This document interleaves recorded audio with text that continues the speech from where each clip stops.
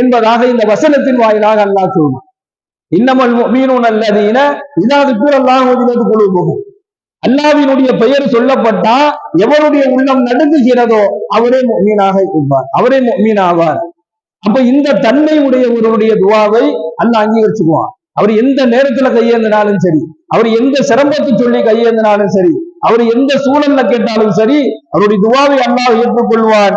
இவர்தான் உண்மையான முஃமின் என்பதாக அல்லாஹ் தன்னுடைய வசனங்களிலே சொல்லி காண்பித்து மேலும் அல்லாஹ் சொல்லுகின்றான், வைதா துலியத் அலைஹிம் ஆயாத்துஹு, அல்லாஹ்வினுடைய வசனங்கள் அவர்களிடத்திலே ஓதப்பட்டால் ஆயாத்துஹு ஸாதத்துஹும் ஈமானோ வ அலா ரப்பிஹிம் யதவக்கலூன், அவர்கள் அல்லாஹ் மீது வைத்திருக்கக்கூடிய நம்பிக்கை மேலும் மேலும் மேலும் அதிகமாகிக் கொண்டே இருக்கும் என்பதாக இந்த வசனத்தின் வாயிலாக ரெண்டு விஷயத்தை அல்லாஹ் சொல்லலாம்.